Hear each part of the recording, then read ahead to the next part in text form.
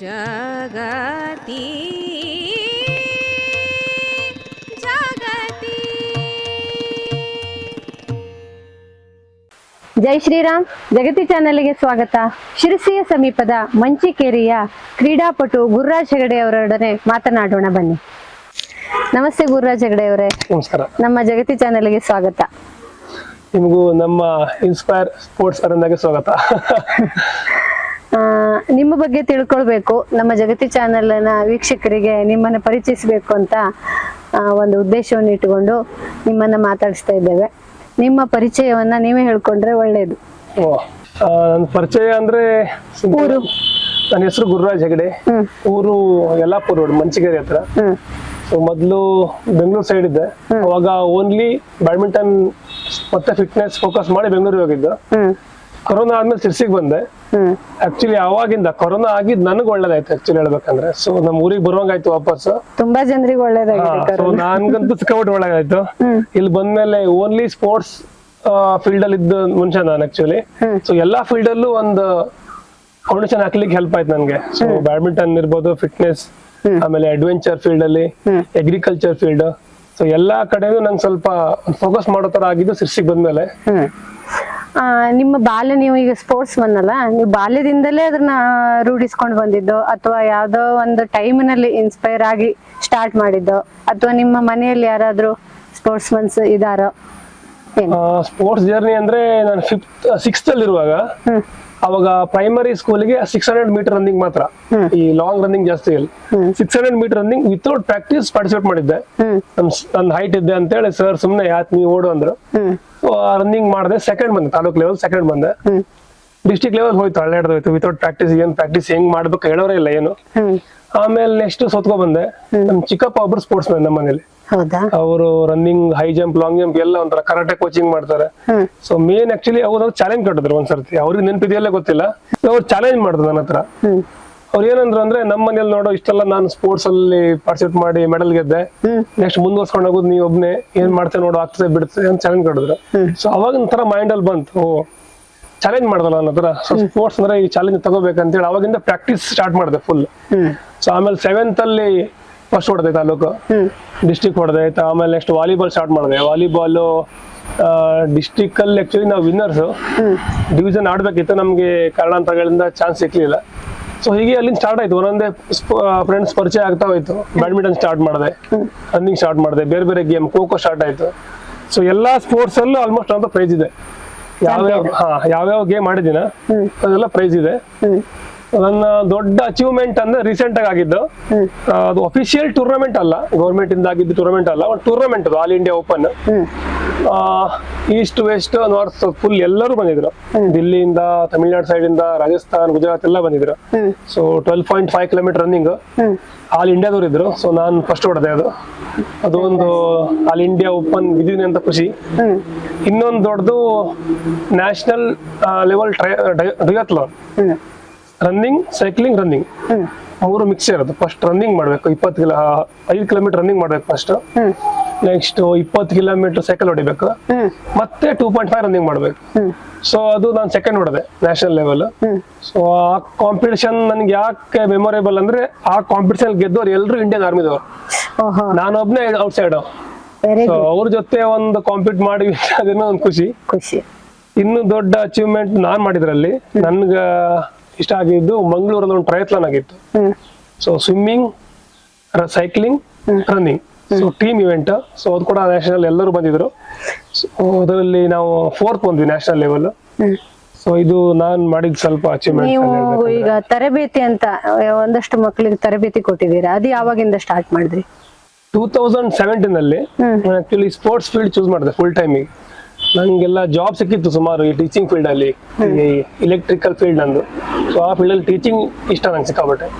ಅದನ್ನ ಬಿಟ್ಟೆ ಇನ್ನು ಸ್ಪೋರ್ಟ್ಸ್ ಹುಚ್ಚಿಂದ. ಅವಾಗ ಅಸಿಸ್ಟೆಂಟ್ ಕೋಚ್ ಆಗಿ ಸ್ವಲ್ಪ ಇಂಟರ್ನ್ಯಾಷನಲ್ ಪ್ಲೇಯರ್ ಜೊತೆಗೆಲ್ಲ ವರ್ಕ್ ಮಾಡಿದೆ. ನ್ಯಾಷನಲ್ ಪ್ಲೇಯರ್ ಜೊತೆಗೆ, ಇಂಟರ್ನ್ಯಾಷನಲ್ ಪ್ಲೇಯರ್ ಜೊತೆಗೆ. ಅವ್ರು ವರ್ಲ್ಡ್ ನಂಬರ್ 1 ಇದ್ರು, ಆನಂದ್ ಕುಮಾರ್ ಅಂತ ಹೇಳಿ, ಅವ್ರ ಜೊತೆ ವರ್ಕ್ ಮಾಡಿದೆ 1 ಇಯರ್. ಆಮೇಲೆ ಎಲ್ಲ ಆಯ್ತು. ಸ್ವಲ್ಪ ನಂಗೆ ಈಗ ಓನ್ ಆಗಿ ಮಾಡೋ ಸ್ವಲ್ಪ ಚಟ ಜಾಸ್ತಿ, ಏನೇ ಮಾಡೋದು ಓನ್ ಆಗಿ ಮಾಡ್ಬೇಕಂತ. ಸೊ ಅವಾಗ ಒಂದು ಅಕಾಡೆಮಿ ಸ್ಟಾರ್ಟ್ ಮಾಡಿದ್ವಿ, 1 ವರ್ಷ ಮಾಡಿದ್ವಿ. ಆಮೇಲೆ ಕೊರೋನಾ ಬಂತು, ಈ ತರ ಆಗಿ ಆಮೇಲೆ ಸಿರ್ಸಿಗೆ ಬಂದೆ. ಸೊ ಆಮೇಲೆ ಈ ಫೀಲ್ಡ್ ಅಲ್ಲಿ ಏನಾಯ್ತು ಅಂದ್ರೆ ಸಿರ್ಸಿಗೆ ಬಂದ್ಮೇಲೆ ಇಲ್ಲೊಬ್ಬಳು ಸ್ಟೂಡೆಂಟ್ ಒಬ್ಬಳು ಸಿಕ್ಕಲು ಇಲ್ಲಿ ಪ್ರೇರಣಾ ಶೇಡ್ ಅಂತ ಹೇಳಿ. ಸೊ ಅವಳ ಜೊತೆ ಪ್ರಾಕ್ಟೀಸ್ ಮಾಡಿಸಿದೆ ಫುಲ್.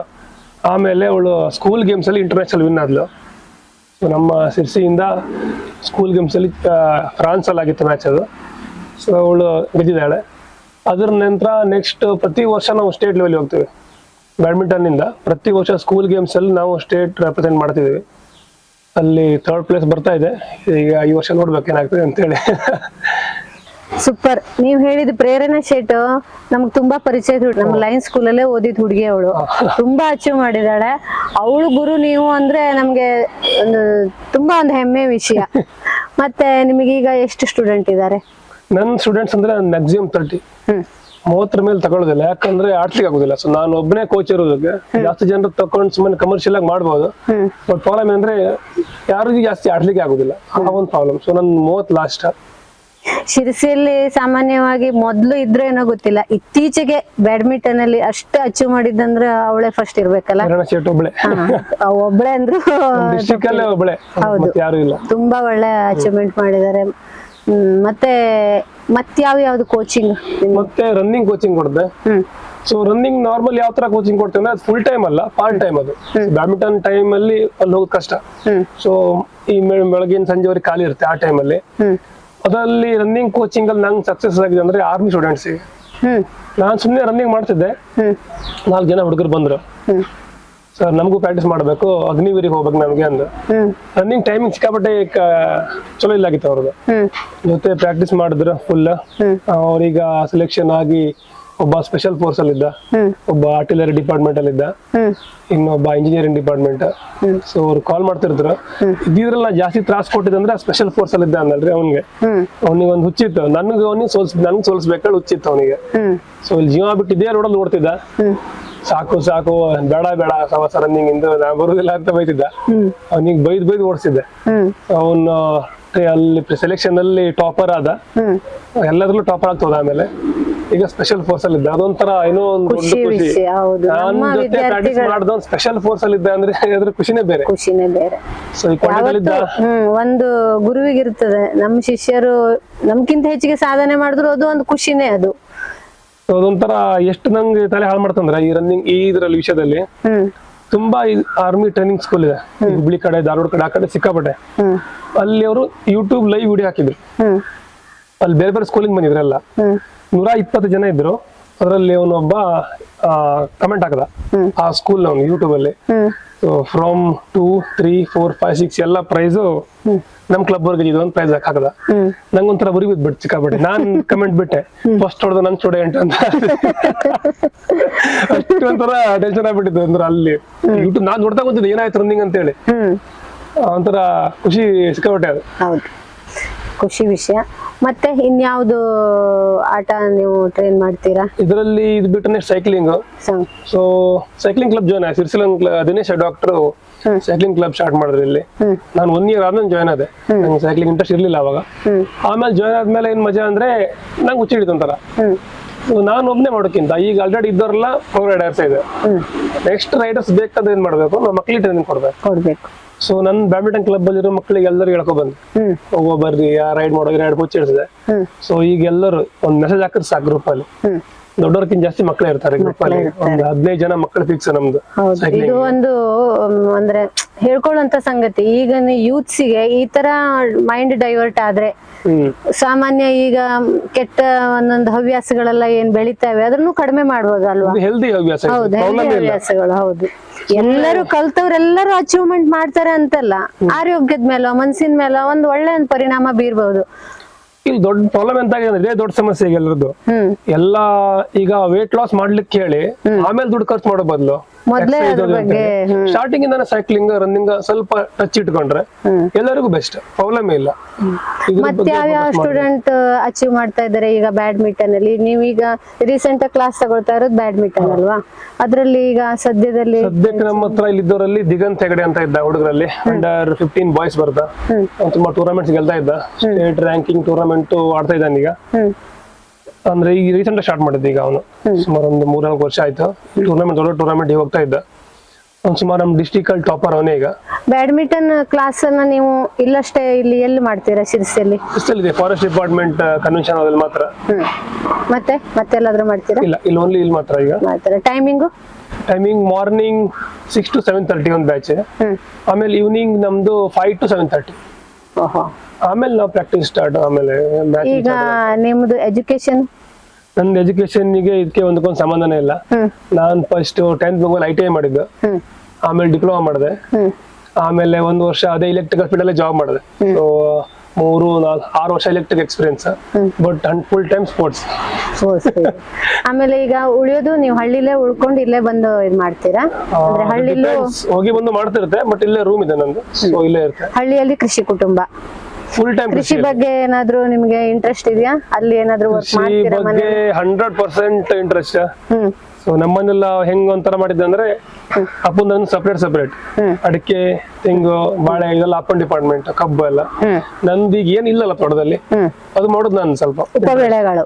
ಈಗ ಕಾಳುಮೆಣಸು ಮಾಡ್ತಿದ್ದೆ, ಹಿಪ್ಲಿ ಗಿಡ ಅಂತ ಬರ್ತದೆ, ಅದಕ್ಕೆ ಕಸಿ ಕಟ್ಟಿ ಮಾಡ್ತಿದ್ದೆ, ಕಾಫಿ ಮಾಡ್ತಿದ್ದೆ, ಈ ತರ. ಈಗ ಮಾವಿನ ಗಿಡಕ್ಕೆ ಕಸಿ ಕಟ್ಟಿ ಮಾಡ್ಬೇಕು, ಆ ತರದ ಗ್ರಾಫ್ಟಿಂಗ್, ಸ್ವಲ್ಪ ತರಕಾರಿ ಬೆಳೆಯೋದು, ಆ ತರದ್ ಸ್ವಲ್ಪ ಮಾಡ್ತಾ ಇದ್ದೆ.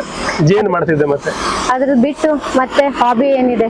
ಅದ್ರ ಬಿಟ್ಟು ದೊಡ್ಡ ಹಾಬಿ ಅಂದ್ರೆ ಅಡ್ವೆಂಚರ್. ಸೊ ನಮ್ಮ ಡಿಸ್ಟ್ರಿಕ್ಟ್ ಅಲ್ಲಿ ಒಂದು 30 ಜಾಸ್ತಿ ವಾಟರ್ ಫಾಲ್ ಇದೆ. ಅದ್ರಲ್ಲಿ ಒಂದು 20 ಮೇಜರ್ ವಾಟರ್ ಫಾಲ್. ಸೊ ಅದೆಲ್ಲ ಟ್ರೆಕಿಂಗ್ ಮಾಡೋದು ಎಲ್ಲ ಕಡೆ. ಈಗ ಯಾರಾದ್ರೂ ನೀವು ಬಂದ್ರಪ್ಪ, ನೀವು ಗ್ಯಾಂಗ್ ಕರ್ಕೊಂಡ್ ಬಂದ್ರೆ ಟ್ರೆಕಿಂಗ್ ಮಾಡಿಸೋದು ಸೇಫ್ ಆಗಿ. ಕರ್ಕೊಂಡು ಹೋಗ್ತೀರಾ? ಕರ್ಕೊಂಡು ಹೋಗ್ತೇವೆ. ಸ್ವಿಮ್ಮಿಂಗ್ ಮಾಡೋ ಜಾಗದಲ್ಲೆಲ್ಲ ಜಾಕೆಟ್ ಎಲ್ಲ ಕೊಟ್ಟು ಸ್ವಿಮ್ಮಿಂಗ್ ಮಾಡೋದು. So full safety. ಆಲ್ಮೋಸ್ಟ್ ಒಂದು 200+ ಮೆಂಬರ್ಸ್ಗೆ ಟ್ರೆಕಿಂಗ್ ಮಾಡ್ತಿದೆ ಇಲ್ಲಿ. ಇನ್ನು ಒಬ್ರಿಗೆ ಒಂದ್ಸಲ ಗಾಯನೂ ಆಗಿಲ್ಲ. ಸೊ ಅದೇ ಒಂದು ಮೇನ್ ಖುಷಿ. ಈ ತರ ಮಾಡ್ಸೋದಕ್ಕೆ ನಿಮ್ಗೆ ಜನ ಬರೋದು. ಅಡ್ವೆಂಚರ್ಸ್ ಸ್ವಲ್ಪ ಚಟ ಜಾಸ್ತಿ. ಸ್ವಲ್ಪ ರ್ಯಾಪ್ಲಿಂಗ್ ಮಾಡ್ತಿದ್ದೆ ನಮ್ಮ ಕರ್ನಾಟಕದಲ್ಲಿ. ನನ್ಗ ಅನ್ಸಿತ್ತು ನಾನೇ ಫಸ್ಟ್ ಮಾಡ್ತಿರೋದು ಅಂತ.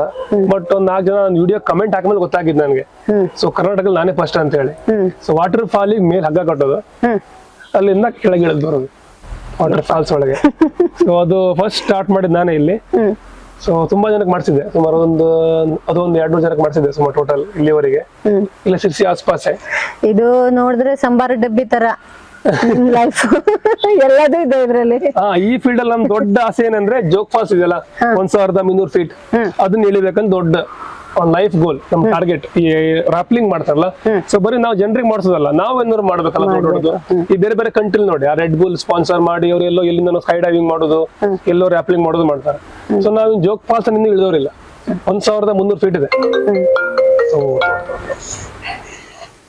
ಇರ್ಲಿ ಅಲ್ಲ, 1300 ಫೀಟ್ ಇದೆ. ಅದನ್ನ ಇಳಿಬೇಕಂತ ಒಂದು ದೊಡ್ಡ ಟಾರ್ಗೆಟ್ ಇದೆ. ನಮ್ದೊಂದು ಟೀಮ್ ಇದೆ, ಒಂದು 5 ಜನರದ್ದು ರಾಪ್ಲಿಂಗ್ ಮಾಡೋರ್ದು. ಸೊ ಅದನ್ನ ಇಳಿಬೇಕು, ಅದೊಂದು ದೊಡ್ಡ ಚಟ ಇದೆ ನಮ್ಗೆ. ಯಶಸ್ವಿ ಆಗ್ಲಿ, ಆದ್ರೆ ಹುಷಾರಿಂದ ಮಾಡಿ. ಮತ್ತೇನ ಕೆಲಸ? ಮತ್ತೆ ವರ್ಕ್ ಅಂತ ಅಷ್ಟೇನು ಇಲ್ಲ, ಇದಿಷ್ಟೇ ಮೇನ್. ಇದು ನೋಡ್ಕೊಳ್ಳಿಕ್ಕೆ ಸಾಕಾಗಿದೆ ನನಗೆ. ಈಗ ನಿಮ್ ಚಿಕ್ಕಪ್ಪ ನಿಮ್ಮನ್ನ ಚಾಲೆಂಜ್ ಮಾಡಿದ್ರಲ್ಲ, ಹೇಳಿದೆ ನಾನು ಆಕ್ಚುಲಿ ಎಂಕಿನ್ ಜಾಸ್ತಿ ಟ್ರೋಫಿ ನಾನು ಹೊಡೆದೆ ಅಂತ ಹೇಳಿ ಫುಲ್ ಕೈ ಕೊಟ್ಟೋದ. ಆಮೇಲೆ ಅವ್ರೇನೀಗ ರಿಟೈರ್ಡ್? ಇಲ್ಲ, ಅವ್ರು ಕರಾಟೆ ಕೋಚಿಂಗ್ ಮಾಡ್ತಾರೆ. ನಾನು ಅವ್ರು ಚಾಲೆಂಜ್ ಮಾಡಿದ್ರೆ ನಾನು ಮುಂದೆ ಬಂದಿದ್ದೆ ಕರೆಗೂ. ಅವ್ರ ಚಾಲೆಂಜ್ ನಿಮ್ಗೆ ಒಂದು ಲೈಫ್ ಆಯ್ತಾ? ಚಾಲೆಂಜ್ ಮಾಡೋದಿದ್ರಷ್ಟೆಲ್ಲ ಯಾರಿಗೂ ಉಮೇದಿ ಬರುದಿಲ್ಲ ಸ್ಪೋರ್ಟ್ಸ್ ಅಲ್ಲಿ. ಸ್ಪೋರ್ಟ್ಸ್ ಅಂದ್ರೆ ಚಾಲೆಂಜ್. ಮನೇಲಿ ಯಾರ್ಯಾರು ಇದ್ದೀರಾ?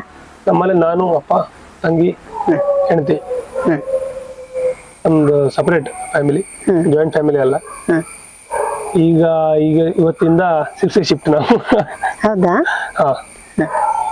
ಈಗ ಇಂದಿನ ಯುವ ಪೀಳಿಗೆಗೆ ಒಬ್ಬ ಸ್ಪೋರ್ಟ್ಸ್ ಮೆನ್ ಆಗಿ ಅಂತಲ್ಲ, ಒಂದು ಸಣ್ಣ ಏಜ್ ನಲ್ಲಿ ಹಲವಾರು ಸಾಧನೆಗಳನ್ನು ಮಾಡಿದ್ದೀರಾ, ಅಂದ್ರೆ ಅಚೀವ್ಮೆಂಟ್ ಮಾಡ್ತಾ ಇದ್ದೀರಾ. ಇನ್ನು ನೀವು ಬೆಳೆಯೋದಿದೆ. ಆದ್ರೂ ಈಗಿನ ಯುವ ಪೀಳಿಗೆಗೆ ನಿಮ್ಮ ಒಂದು ಮೆಸೇಜ್ ಅಂತ ಹೇಳಿ. ಅಂದ್ರೆ ಈಗಿನ ಯುವ ಪೀಳಿಗೆ ಹೇಗಿದೆ ಅಂತ ನಿಮಗ್ ಗೊತ್ತು. ಅದನ್ನೆಲ್ಲ ಮೀರಿ ಸಾಧನೆಯನ್ನು ಮಾಡ್ಬೋದು ಅಂತ ನೀವು ತೋರ್ಸ್ಕೊಟ್ಟಿದ್ದೀರಾ. ಅದನ್ನ ನಿಮ್ಮ ಮಕ್ಕಳಿಗೆ, ಈಗಿನ ಯುವ ಪೀಳಿಗೆಗೆ ಹೇಳಿ. ನನ್ ಕಡೆಯಿಂದ ಮೆಸೇಜ್ ಅಂದ್ರೆ ಸಿಂಪಲ್. ಈಗ ಎಲ್ಲರೂ ಬರೀ ಮೊಬೈಲ್ ಅಂತಿದ್ದಾರೆ. ಮೊಬೈಲ್ ನೋಡ್ರಿ, ಎಷ್ಟು ಬೇಕಷ್ಟೇ ನೋಡ್ರಿ. ಸುಮ್ನೆ ಅದ್ರಲ್ಲಿ ಟೈಮ್ ಹಾಳು ಮಾಡೋ ಬದಲ ನಿಮ್ದು ಯಾವ್ದಾದ್ರು ಒಂದು ಫೋಕಸ್ ಮಾಡಿದ ಫೀಲ್ಡ್ ಅಲ್ಲಿ ನೀವು ಟೈಮ್ ಕೊಟ್ರೆ ಸಕ್ಸಸ್ ಆಗೇ ಆಗ್ತದೆ. ಫಾರ್ ಎಕ್ಸಾಂಪಲ್, ನೀವು ಜಾಸ್ತಿ ಮಾರ್ಕ್ಸ್ ಬೇಕಂದ್ರೆ ಜಾಸ್ತಿ ಓದ್ಬೇಕು. ಇದು ಸ್ಪೋರ್ಟ್ಸ್ ಅಲ್ಲೂ ಸೇಮ್, ಎಲ್ಲದರಲ್ಲೂ ಸೇಮ್. ಸೊ ಈಗ ಸ್ಪೋರ್ಟ್ಸ್ ಅಲ್ಲಿ ಜಾಸ್ತಿ ನಿಮ್ಗೆ ರಿಸಲ್ಟ್ ಬರ್ಬೇಕಂದ್ರೆ ಜಾಸ್ತಿ ಸ್ಪೋರ್ಟ್ಸ್ ಅಲ್ಲಿ ಇರ್ಬೇಕಾ. ಸೊ ಮೊಬೈಲ್ ಅಲ್ಲಿ ಈಗಂತೂ ಬರೀ ಬೇಡದೆ ಹೋಗಿರೋ ವಿಚಾರನೆ ಜಾಸ್ತಿ ಆಗಿದೆ. ಸೊ ಅದ್ರ ಬಗ್ಗೆ ಫೋಕಸ್ ಮಾಡೋದು ಕಡಿಮೆ ಮಾಡಿ, ಈ ತರ ಸ್ಪೋರ್ಟ್ಸ್, ಆ ತರ ಫಿಸಿಕಲ್ ಆಕ್ಟಿವಿಟಿ ಕಡೆ ಬಂದ್ರೆ ಸೊ ನಮ್ಮ ಬಾಡಿ ಕೂಡ ಹೆಲ್ದಿ ಇರ್ತದೆ, ಸೊ ಫಿಟ್ ಆಗಿರ್ಬೋದು, ಮುಂದೆ ಜೀವನ ಚೆನ್ನಾಗಿರ್ತದೆ. ಸೊ 30 ವರ್ಷ ಆದ್ಮೇಲೆ ನಾವು ಅಯ್ಯೋ ಹೀಗಾಗೋಯ್ತು ಅಂತ ಹೇಳೋ ಬದಲು ಈಗಿಂದಾನೇ ಒಂದು ಬೇಸ್ಮೆಂಟ್ ಚೆನ್ನಾಗಿ ಹಾಕೊಂಡ್ರೆ ಸೊ ಖುಷಿಯಿಂದ ಇರ್ಬೋದು ಅಂತ ನನ್ಗೆ ಅನಿಸ್ತಾ ಉಂಟು. ಗುರುರಾಜ್ ಹೆಗಡೆ ಅವರೇ, ಇಲ್ಲಿ ತನಕ ನಮ್ಮೊಡನೆ ಚೆನ್ನಾಗಿ ನಿಮ್ಮ ಅನುಭವಗಳನ್ನು ಹಂಚ್ಕೊಂಡಿದ್ದೀರಾ. ಇನ್ನೊಂದಂದ್ರೆ ನಿಮ್ಮ ಅಚೀವ್ಮೆಂಟ್ಗಳನ್ನು ನೋಡಿ ಇನ್ನೂ ಹಲವಾರು ವಿದ್ಯಾರ್ಥಿಗಳು ನಿಮ್ಮಲ್ಲಿ ಕಲಿತು ದೇಶವ್ಯಾಪಿಯಲ್ಲಿ ಹೆಸರು ಮಾಡಲಿ, ಅಂತರ್ದೇಶೀಯ ವ್ಯಾಪ್ತಿಗೂ ಹೋಗಿ ಬನ್ನಿ. ನೀವು ಕೂಡ ಇನ್ನೂ ಅಚೀವ್ಮೆಂಟ್ ಮಾಡಿ ನಿಮ್ಮ ಎಲ್ಲ ಪ್ರತಿಭೆಗಳು ಬೆಳಕಿಗೆ ಬಂದು ನೀವೊಂದು ಮಾದರಿ ವ್ಯಕ್ತಿಯಾಗಿ, ಒಂದು ಒಳ್ಳೆ ಮಾದರಿ ಪ್ರಜೆಯಾಗಿ ಅಂತ ನಮ್ಮ ಚಾನಲ್ನಿಂದ ನಿಮಗೆ ಶುಭ ಕೋರ್ತೇವೆ. ಧನ್ಯವಾದಗಳು. ನಿಮಗೂ ನಮ್ಮ ಕಡೆಯಿಂದ ಧನ್ಯವಾದಗಳು. ಜಗತಿ